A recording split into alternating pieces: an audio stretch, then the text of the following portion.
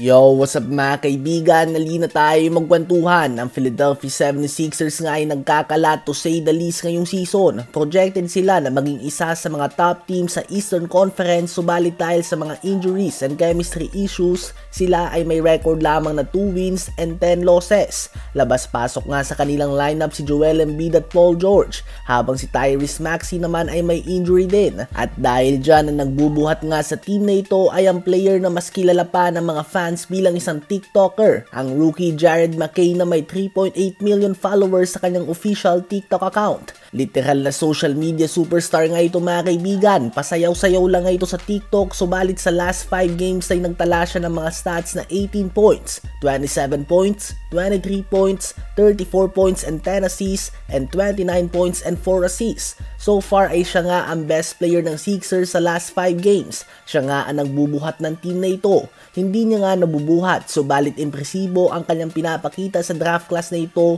na infamous dahil sa kanilang hindi kataasan na talent level. Si Jared McCain ay isang solid rookie para sa Sixers, subalit kailangan na nga nilang bumawi dahil medyo nalulubog na sila. Ang kagandahan lang nga nito ay nasa Eastern Conference naman sila. Kahit nga below 50% ang win rate mo ay malakas pa din ang iyong tsansa na makapasok sa playoffs. Ano ba ang masasabi nyo tungkol dito? Habang si Ben Simmons naman ay mukhang palaos na talaga. Nagtala siya ng 0 points in 22 minutes kanina at sa 9 games niya ngayong season ay hindi pa siya nakapagtatala ng double-digit scoring game ng kahit isang beses man lang. What a fall-off and waste of talent nga si Ben Simmons. Natanggap din nila ang talo laban sa New York Knicks sa score na 114-104. 26 points, 15 rebounds, and 6 assists si Karl Anthony Towns. 24 points, 8 rebounds si OG Anunoby. 21.6 rebounds si Mikal Bridges. 20 points, 8 rebounds, and 8 assists si Josh Hart. At 12 points, 10 assists naman si Jalen Bronson.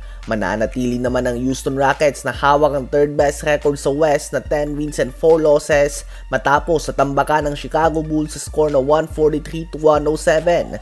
28.7 rebounds and 7 assists si Fred VanVleet.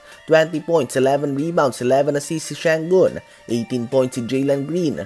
16 points, 11 rebounds, and 5 assists si Amen Thompson. 15 points si Dillon Brooks. 12 points si Reed Sheppard at 10 points, 8 rebounds si Jabari Smith Jr. Dahil sa talo ng OKC at Phoenix Suns kanina na parehong may injured KD at Chet Holmgren, nangyari na nga yung sinabi natin na posibleng maging number 1 seed na ang Warriors. Dahil ngayon ay sila na nga ang number 1 seed sa West. Number 2 ang OKC, 3rd ang Houston Rockets, 4th ang Lakers at bagsak naman ang Phoenix Suns sa 5th seed matapos ang 4 na talo sa huling 5 laro.